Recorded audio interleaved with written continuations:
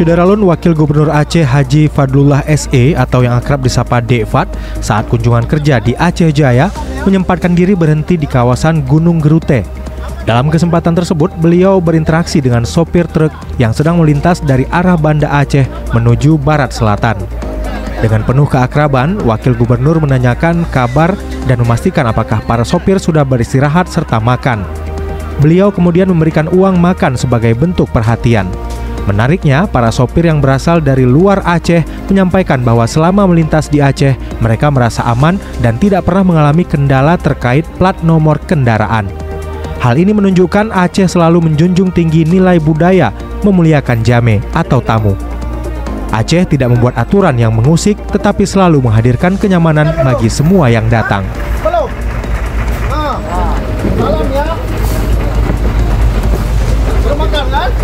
Salam ya. Aman di Aceh ya? Ada di stop di Aceh.